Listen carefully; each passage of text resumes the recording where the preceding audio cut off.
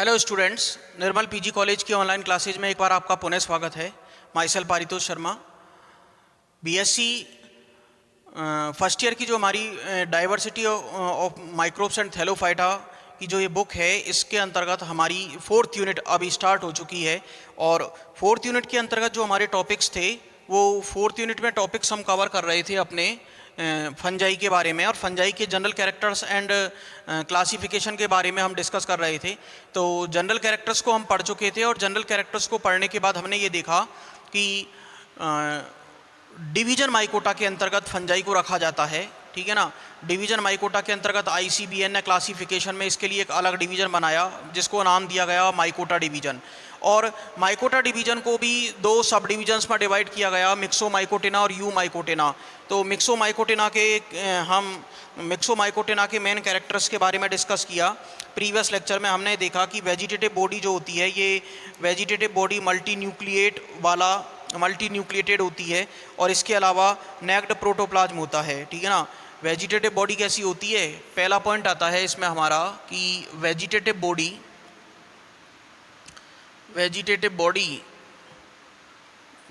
Body जो होगी वो कैसी होगी? मल्टी न्यूक्लिएटेड और नेक्ड प्रोटोप्लाज्म वाली होती है।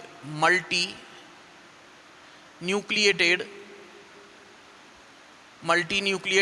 एंड नेक्ड प्रोटोप्लाज्म वाली होती है। नेक्ड प्रोटोप्लाज्म वाली होती है, मल्टी न्यूक्लिएटेड और नेक्ड प्रोटोप्लाज्म वाली होती है, ठीक है ना। मल्टी न्यूक्लिएटेड और नेक्ड प्रोटोप्लाज्म वाली होती है, जिसे हम क्या नाम देते हैं? प्लाज्मोडियम। जिसे हम क्या कहते हैं? प्लाज्मोडियम कहते हैं, जिसे प्लाज्मोडियम नाम देते हैं। ओके, प्लाज्मोडियम नाम देते हैं। इसके बाद हम देखते हैं कि जो कवक जाल होता है माइसीलियम एब्सेंट होता है, ठीक है ना। कवक जाल माइसीलियम अनुपस्थित होता है, एब्सेंट होता है। ओके, फिर इसके बाद हम देखते हैं कि वास्तविक कवकों से इन्हें जो ट्रू फंजाई होती है उनसे इनको सेल वॉल की एब्सेंस के बेसिस पर डिफ्रेंशिएट किया जा सकता है, ठीक है ना। तथा इनके अंदर प्लांट्स तथा एनिमल्स दोनों के कैरेक्टर मौजूद होते हैं, ठीक है ना। तो इनके अंदर क्या होती है? इनके अंदर सेल वॉल एब्सेंट होती है। नेक्स्ट पॉइंट आता है हमारा कि इनके अंदर सेल वॉल एब्सेंट होती है, प्लस प्लांट्स और एनिमल्स दोनों के कैरेक्टर प्रेजेंट होते हैं। प्लांट्स एंड एनिमल्स के कैरेक्टर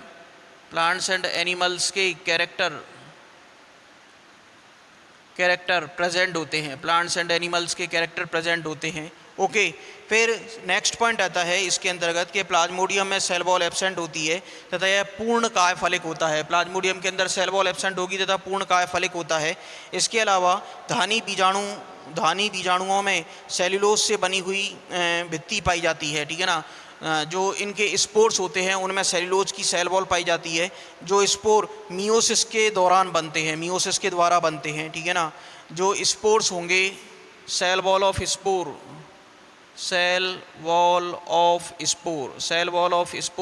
ठीक है ना। बीजाणुओं की सेल वॉल सेल्यूलोज की बनी हुई होती है। किसकी बनी हुई होती है? सेल्यूलोज की बनी हुई होती है। और ये किसके द्वारा बनते हैं? मियोसिस के द्वारा बनते हैं। किसके द्वारा बनते हैं? मियोसिस के द्वारा बनते हैं। ओके, मियोसिस के द्वारा ये बनेंगे।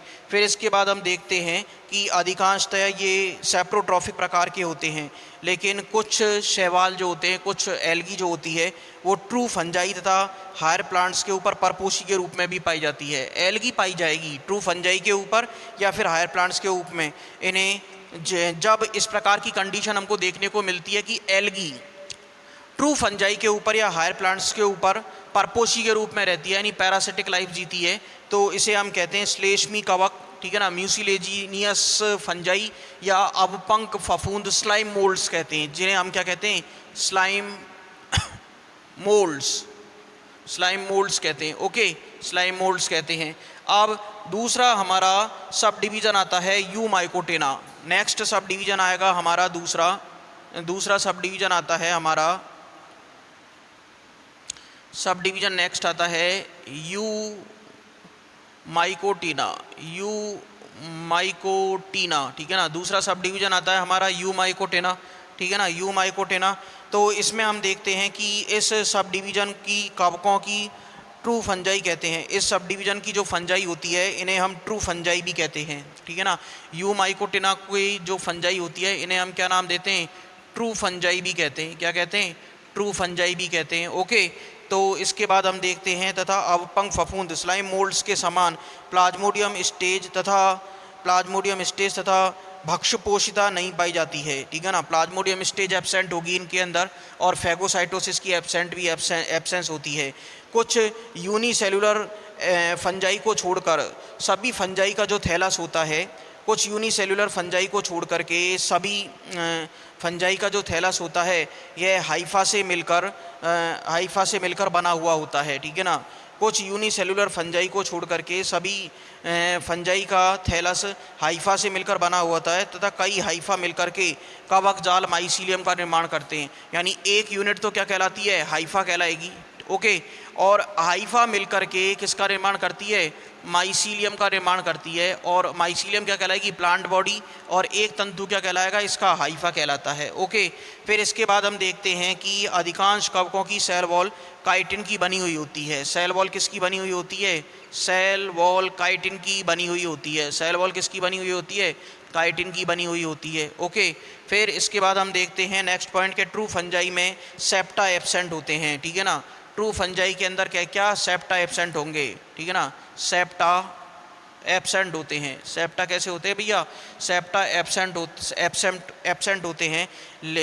एग्जाम्पल फाइकोमाइसिटीज तथा अन्य के कवक सूत्र में पट्टयुक्त होते हैं। ठीक है ना, कुछ फंजाई ऐसी भी होती है जिनमें ये सेप्टेड होते हैं, जैसे फाइकोमाइसिटीज तथा अन्य सभी के कवक सूत्र जो होते हैं यानी कैरिकल हाइफा जो होते हैं ये सेप्टेड होते हैं। ठीक है ना, लेकिन ट्रू फंजाई के अंदर सेप्टा एब्सेंट देखने को मिलेंगे।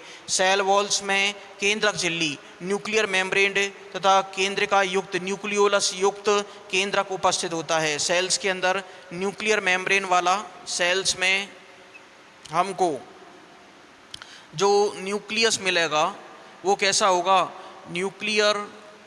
न्यूक्लियर मेम्ब्रेन प्रेजेंट होगी उसमें। और न्यूक्लियर मेम्ब्रेन के अलावा न्यूक्लियोलस भी हमको देखने को मिलेगी। यानी केंद्रक झिल्ली तथा केंद्रिका युक्त केंद्रक पाया जाता है। तथा रिप्रोडक्शन हमको एसेक्सुअल तथा सेक्सुअल दोनों मेथड्स के द्वारा देखने को मिलता है। रिप्रोडक्शन कैसे देखने को मिलेगा हमको? रिप्रोडक्शन के मेथड्स कौन कौन से होंगे? एसेक्सुअल और सेक्सुअल। एसेक्सुअल और सेक्सुअल रिप्रोडक्शन के मेथड्स हमको देखने को मिलते हैं। ओके, अब नेक्स्ट पॉइंट आता है हमारा classification of fungi.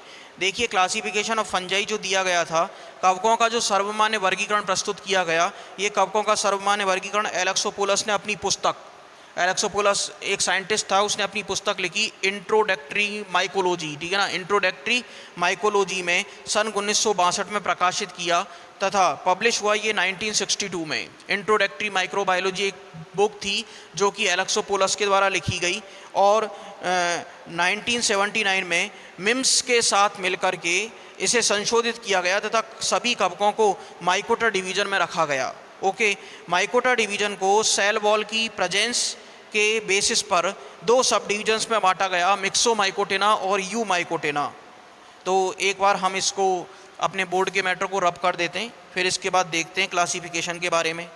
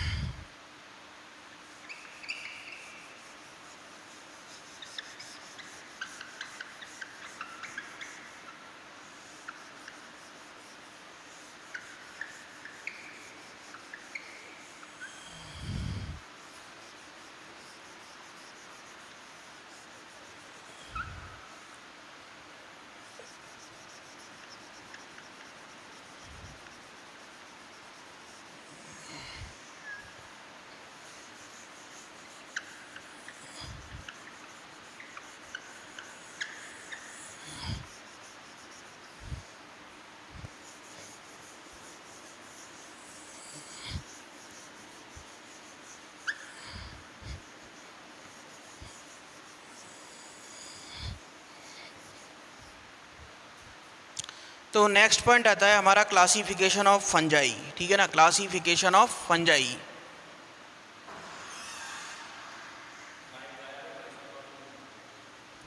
Classification of fungi ये हमारा नेक्स्ट पॉइंट आता है, तो इसके बारे में डिस्कस करते हैं अभी हम। तो इसके बाद हम देखते हैं कि नेक्स्ट पॉइंट आता है हमारा क्लासिफिकेशन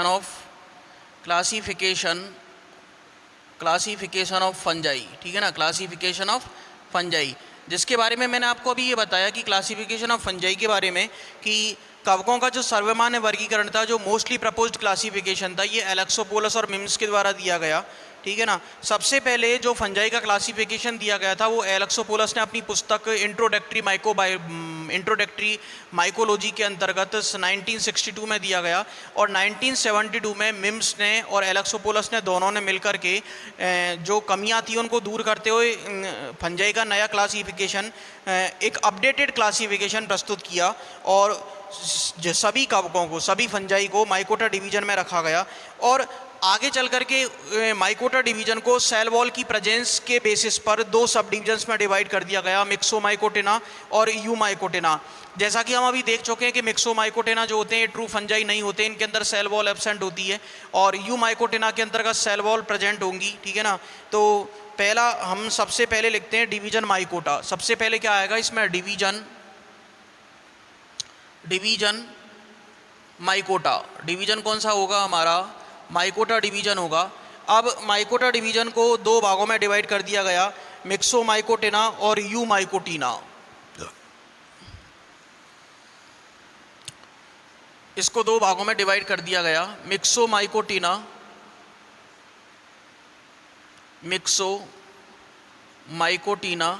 और मिक्सोमाइकोटेना को हम कहते हैं स्लाइम मोल्ड्स। इसको हम और नाम क्या देते हैं, अव पंख फफूंद slime moulds, MOLDS, slime moulds, ठीक है ना, स्लाइम मोल्ड्स कहते हैं, ठीक है ना। दूसरा आता है यूमाइकोटेना। दूसरा कौन सा आएगा इसमें, यूमाइकोटीना। दूसरा आता है इसमें यूमाइकोटीना, ठीक है ना, यूमाइकोटीना। तो इसमें हम देखते हैं कि जो मिक्सोमाइकोटेना है, इस मिक्सोमाइकोटेना में क्लास आती है मिक्सोमाइसिटीज। क्लास कौन सी होगी इसकी, ये सब डिवीजन है, दो डिवीजन को सब डिवीजन में डिवाइड कर दिया, ठीक, मिक्सोमाइकोटेना और यूमाइकोटेना। अब इसमें हमारी क्लास आती है, पहली क्लास आएगी इसमें, क्लास आती है सब डिवीजन में हमारी मिक्सोमाइसिटीज,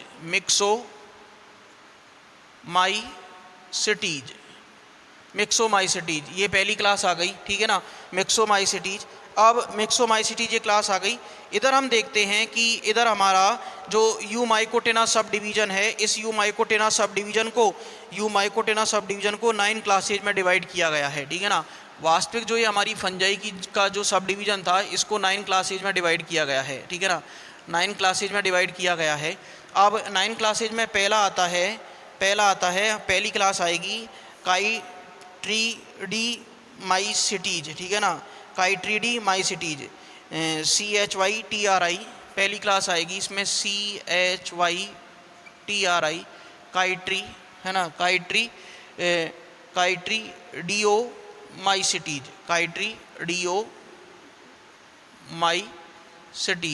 ठीक है ना, काइट्रीडियोमाइसिटीज, ओके, माइसिटीज। दूसरी आती है हाइपोकाइट्रीडियो, दूसरी आती है हाइपोकाइट्रीडियोमाइसिटीज, ठीक है ना। फिर इसके बाद तीसरी आती है हमारी ऊमाइसिटीज, तीसरी क्लास आएगी इसमें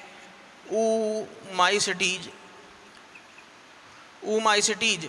चौथी क्लास आती है हमारी प्लाज्मोडिस्फोरोमाइसिटीज,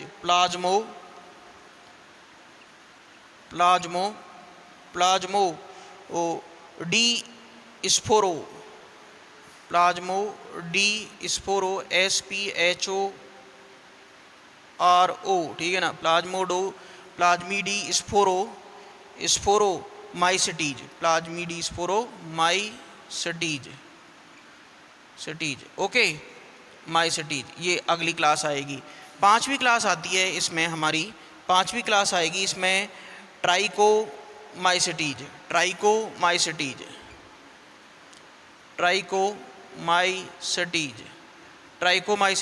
छठी क्लास आती है इसमें ट्राइकोमाइसिटीज के बाद जाइगोमाइसिटीज, जाइगोमाइसिटीज, जाइगोमाइसिटीज। 7वीं क्लास आती है जाइगोमाइसिटीज के बाद में ड्यूटेरोमाइसिटीज, ड्यूटेरोमाइसिटीज, ड्यूटेरोमाइसिटीज। 8वीं क्लास आती है ड्यूटेरोमाइसिटीज के बाद में एस्कोमाइसिटीज और बेसिडियोमाइसिटीज, एस्कोमाइसिटीज, एस्कोमाइसिटीज। और 9वीं क्लास आती है हमारी बेसिडियोमाइसिटीज, बेसिडियोमाइसिटीज। ठीक है ना, 9वीं क्लास कौन सी आएगी हमारी? बेसिडियोमाइसिटीज। तो इस प्रकार ये यू माइकोटेना को 9 क्लासेज में डिवाइड किया गया। ठीक है ना, जो ट्रू फंजाई वाली क्लास का हमारा सब डिवीज़न था इसको 9 क्लासेज में डिवाइड किया गया है।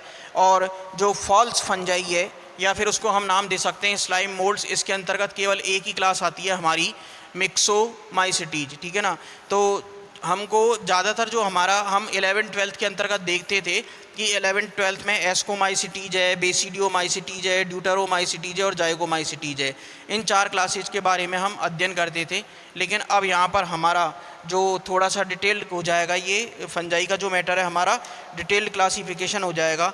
तो इसके बाद नेक्स्ट पॉइंट आता है हमारा इकोनॉमिक इम्पोर्टेंस ऑफ फंजाई। ठीक है ना, हम अब इसके बाद में देखेंगे एक एक मेंबर स्टार्ट करने से पहले सबसे पहले हम इसका इकोनॉमिक इम्पोर्टेंस देख लेते हैं। तो एक बार हम अपने इस मैटर को रब कर देते हैं क्लासिफिकेशन वाले पॉइंट को सबसे और देखते हुए चलते हैं कि सबसे पहले सभी जो फंजाई है उनको डिवीज़न किसके कौन से डिवीज़न में रखा गया है? माइकोटा डिवीज़न में रखा गया है। ओके, माइकोटा डिवीज़न को सेल वॉल की प्रेजेंस और एब्सेंस के बेसिस पर 2 भागों में बांटा गया। मिक्सोमाइकोटेना, जिनको हम नाम देते हैं फॉल्स फंजाई या स्लाइम मोल्ड्स भी कह देते हैं, और इसके अंतर्गत केवल एक ही क्लास आती है हमारी, और वो एक क्लास होती है मिक्सोमाइसिटीज। ठीक है ना, एक ही क्लास आएगी, वो कौन सी क्लास होगी हमारी? मिक्सोमाइसिटीज होती है। फिर इसके बाद हम देखते हैं दूसरी जो क्लास आती है हमारी, दूसरी क्लास होती है, दूसरा सब डिवीज़न है हमारा यू माइकोटेना। दूसरा सब डिवीज़न कौन सा है हमारा? यू माइकोटेना है। और यू माइकोटेना में हम देखते हैं कि यू माइकोटेना में 9 क्लासेज आती हैं, और वो 9 क्लासेज में से सबसे ज़्यादा जो इम्पोर्टेंट है हमारी एस्कोमाइसिटीज, बेसिडियोमाइसिटीज, ड्यूटेरोमाइसिटीज और जाइगोमाइसिटीज। ठीक है ना, और एक हम यहाँ पर ऊमाइसिटीज को भी हम ज़्यादा प्रेफर करेंगे। तो ये हमारी 5 सब क्लासेज हमको पढ़नी है, लेकिन पहली काइट्रीडियोमाइसिटीज आती है। ठीक है ना, दूसरी आती है हमारी हाइपोकाइट्रीडियोमाइसिटीज। फिर इसके बाद तीसरी आती है हमारी ऊमाइसिटीज, जिसको हमको पढ़ना है प्लाज्मोडियोस्फीरोमाइसिटीज। ठीक है ना, फिर इसके बाद ट्राइकोमाइसिटीज, फिर इसके बाद में एस्कोमाइसिटीज, बेसिडियोमाइसिटीज, ड्यूटेरोमाइसिटीज और जाइगोमाइसिटीज। ये 4 क्लासेज आ जाती हैं। फिर इसके बाद नेक्स्ट पॉइंट आता है हमारा फंजाई का इकोनॉमिक इम्पोर्टेंस। देखिए, फंजाई जो होते हैं इनमें क्लोरोफिल हमने देखा कि एब्सेंट होता है, और क्लोरोफिल एब्सेंट होने की वजह से इनकी जो नेचर होती है वो कैसी होती है? क्लोरोफिल एब्सेंट होने के कारण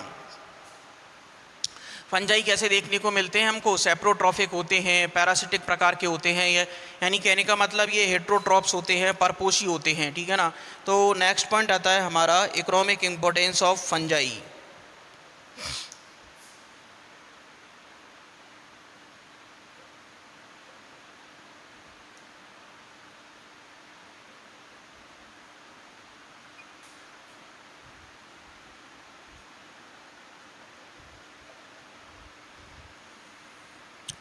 economic importance of fungi next point आता है। तो इसमें हम देखते हैं इकोनॉमिक इम्पोर्टेंस ऑफ फंजाई में कि जो कवक होते हैं फंजाई, इनमें क्लोरोफिल की एब्सेंस के कारण ये परजीवी या मृतोपजीवी प्रकार के होते हैं, यानी कहने का मतलब पैरासिटिक या हेट्रोट्रॉफिक प्रकार के होते हैं। तथा कई फंजाई मनुष्य तथा जानवर तथा पौधों में, ठीक है ना, ह्यूमन बींग्स के अंदर, प्लांट्स में तथा एनिमल्स में डिजीज उत्पन्न करते हैं, जबकि कई यूज़फुल भी होते हैं। ठीक है ना, कई यूज़फुल भी होते हैं। इस आधार पर फंजाई से होने वाले बेनिफिट्स को और मेरिट्स और डीमेरिट्स को 2 भागों में अध्ययन किया जाता है। पहला आता है हमारा यूज़फुल एक्टिविटीज़, यानी लाभदायक गतिविधियाँ। ठीक है ना, इकोनॉमिक इम्पोर्टेंस में पहला पॉइंट देखते हैं यूज़फुल एक्टिविटीज़ का। ठीक है ना, जिसमें पहला आता है भोजन के रूप में। ठीक है ना, एज फूड। यूज़फुल एक्टिविटीज़ में पहला आता है एज फूड, भोजन के तौर पर। ठीक है ना। भोजन के तौर पर हम फंजाई को देखते हैं तो फंजाई में पहला पॉइंट आता है कि कई कवकों का, कई फंजाई का भोजन के तौर पर उपयोग किया जाता है, जैसे एगेरिकस कंप्रेस्टिस, ठीक है ना, जैसे सांप की जो छतरी जिसको हम सामान्य भाषा में बोलते हैं, ठीक है ना, टॉड स्टूल जो होते हैं ये डायबिटिक पेशेंट के लिए बहुत अच्छा भोजन होते हैं, मल्टी न्यूट्रिएंट होते हैं, मल्टी विटामिन्स होते हैं, ठीक है ना। तो एगेरिकस कंप्रेस्टिस है, एगेरिकस रोडेमेनी है, ठीक है ना, प्लूटिस है, ठीक है ना, सेपेडस है, मॉर्शेला है, इसके अलावा एस्कुलेंटा है, ठीक है ना। तो एगेरिकस कंप्रेस्टिस है ना, एगेरिकस कंप्रेस्टिस, एगेरिकस कंपेस्ट्रिस, ठीक है ना, एगेरिकस कंपेस्ट्रिस, इसके अलावा एगेरिकस एगेरिकस रोडेमेनी, एगेरिकस रोडेमेनी,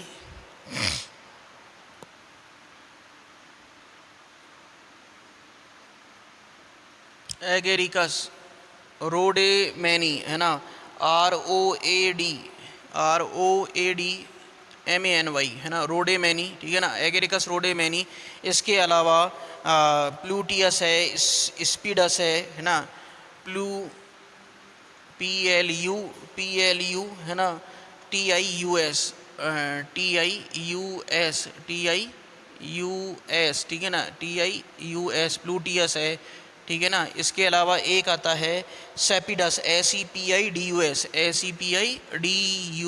सेपिडस है, ठीक है ना, प्लूटियस है, सेपिडस है, मॉर्शेला है और एस्कुलेंटा है। मॉर्शेला MORCELLA, मॉर्शेला है। और इसके अलावा एक आता है हमारा एस्कुलेंटा, ठीक है ना, एस्कुलेंटा। ये एडिबल फंजाई हैं जिनको भोजन के तौर पर उपयोग किया जाता है। एगेरिकस कंप्रेस्टिस की खेती उत्तरी तथा दक्षिणी भारत के अनेक क्षेत्रों में की जाती है, ठीक है ना, नॉर्दर्न इंडिया और सर्दर्न इंडिया के कई रीजन्स में की जाती है। विभिन्न प्रकार के छत्रकों में यानी कि टॉड स्टूल्स में प्रोटीन की मात्रा 21 से 30% होती है तथा लाइसिन नामक अमीनो अम्ल प्रचुर मात्रा में होता है, ठीक है ना। इनमें हम क्या देखते हैं कि इनमें प्रोटीन्स तथा प्रोटीन तो होती है 21 से 30%। एगेरिकस कंप्रेस्टिस की खेती की जाती है और इसकी यदि हम बात करें तो इनमें क्या देखने को मिलता है हमको, सबसे ज़्यादा यही खाई जाती है, तो प्रोटीन तो होता है इनके अंदर 21 से 30%। तो देखिए ये बहुत रिच कंटेंट है प्रोटीन का, 21 से 30%, इतना हमको दालों से भी नहीं मिल पाता है, ठीक है ना, दालें भी इतनी नहीं दे पाती हैं, तो 21 से 30% होता है।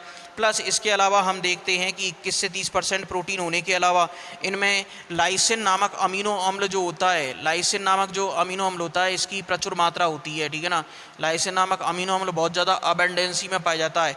और जितनी भी हमारी मल्टीविटामिन की टैबलेट्स आती है जैसे मिथाइल कोबालामीन, फॉलिक एसिड, ठीक है ना, ट्रेस एलिमेंट्स विद लाइसिन, उन सभी आप मल्टीविटामिन टैबलेट्स है, मल्टीविटामिन कैप्सूल्स है, उन पर आप देखोगे तो आपको लाइसिन ज़रूर वहाँ पर इंडिकेट मिलेगा। तो इस प्रकार हम देखते हैं कि लाइसिन जो अमीनो अम्ल होता है ये हमारे नर्व कंडक्शन की जितनी भी टैबलेट्स आती हैं मल्टीविटामिन की आती हैं, ठीक है ना, उनके अंतर्गत मिथाइल कोबालामीन है, स्पाइरुलिना टैबलेट्स हैं, ठीक है ना, मिथाइल कोबालामीन है। इसके अलावा ट्रेस एलिमेंट्स की टैबलेट्स हैं, कैप्सूल्स हैं, लाइसिन अमीनो अम्ल, उनके अंदर एक कंटेंट ज़रूर देखने को मिलता है। इसके अलावा इसमें विटामिन बी, डी, के तथा सी के ये अच्छे सोर्स होते हैं। इनके अंदर विटामिन बी, ठीक है ना, विटामिन बी के अलावा कौन कौन से, डी, के और सी, डी, के और सी के ये रिच सोर्स होते हैं, ठीक है ना, रिच सोर्स होते हैं, ठीक है ना, इनके ये रिच सोर्स होते हैं। इसके अलावा हम देखते हैं कि जो एडिबल फंजाई जो होती है यह डायबिटिक पेशेंट्स के लिए तथा हार्ट पेशेंट के लिए एक सबसे उत्तम भोजन माना जाता है, ठीक है ना। भारत में एगेरिकस कंप्रेस्टिस तथा मॉर्शेला एस्कुलेंटा का व्यापक उपयोग होता है। एगेरिकस कंप्रेस्टिस का और मॉर्शेला एस्कुलेंटा का बहुत ज़्यादा ये इसका उपयोग किया जाता है। एगेरिकस कंप्रेस्टिस और मॉर्शेला एस्कुलेंटा का बहुत ज़्यादा उपयोग किया जाता है। फिर इसके बाद हम देखते हैं कि नेक्स्ट आता है फूड, खाद्य यीस्ट, ठीक है ना, खाद्य यीस्ट। नेक्स्ट पॉइंट आता है हमारा खाद्य यीस्ट, ठीक है ना। तो फूड यीस्ट, इसको हम क्या नाम देते हैं, फूड यीस्ट। तो फूड यीस्ट की बात करते हैं कि खाद्य यीस्ट होता है, इनके अंदर थाइमीन है, राइबोफ्लेविन है, निकोटिनिक एसिड है, पेंटोथेनिक एसिड है, जैसे विटामिन्स इसमें भरपूर मात्रा में पाए जाते हैं। तथा टोरुलोप्सिस यूटिलस में प्रोटीन प्रचुर मात्रा में होता है, इसलिए इसका उपयोग हम पशु आहार के तौर पर भी करते हैं, यानी पशुओं को भोजन के तौर पर खिलाया जाता है।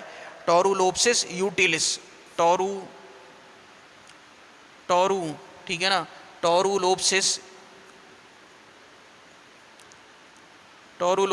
यूटिलिस का उपयोग भोजन के तौर पर किया जाता है, ठीक है ना, पशु आहार के तौर पर किया जाता है, ठीक है ना, पशु आहार के तौर पर किया जाता है। इसके अलावा विटामिन के जितने भी कंटेंट होते हैं, विटामिन बी के रासायनिक नाम, विटामिन के जितने भी विटामिन बी की फॉर्म होती है, जैसे थाइमीन है, राइबोफ्लेविन है, इसके अलावा पेंटोथेनिक अम्ल है, ठीक है ना, निकोटिनिक अम्ल है, ये भरपूर मात्रा में होते हैं। अब हम नेक्स्ट पॉइंट देखते हैं, फूड प्रोसेसिंग, ठीक है ना। तो पेनिसिलियम तथा एस्परजिलस की जो जातियां हैं, इनका उपयोग बिस्किट निर्माण में तथा पनीर उद्योग में किया जाता है, ठीक है ना। पेनिसिलियम और एस्परजिलस की जो जातियां हैं, फूड प्रोसेसिंग। नेक्स्ट पॉइंट देखते हैं हम, फूड प्रोसेसिंग, ठीक है ना। तो फूड प्रोसेसिंग की हम बात करते हैं, तो फूड प्रोसेसिंग में क्या होगा कि पेनिसिलियम और एस्परजिलस की जातियों का उपयोग, पेनिसिलियम और एस्परजिलस की जातियों का उपयोग,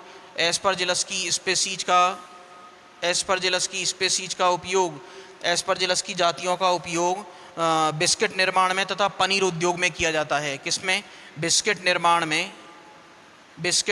में तथा पनीर उद्योग में किया जाता है। बिस्किट निर्माण व पनीर उद्योग में किया जाता है। बिस्किट निर्माण व पनीर उद्योग में ये उपयोग में लिए जाते हैं। फिर इसके बाद इस प्रकार से हमारे ये 3 हमने आज कंटेंट देखे यूज़फुल एक्टिविटीज़ के। अब यूज़फुल एक्टिविटीज़ के नेक्स्ट कंटेंट भी हम यूज़फुल और जो हमारी मेरिट्स और डीमेरिट्स हैं, इनको हम नेक्स्ट वीडियो लेक्चर के अंदर कवर करेंगे। आज के लिए हम अपने लेक्चर को यहीं पर ड्रॉप कर रहे हैं। धन्यवाद।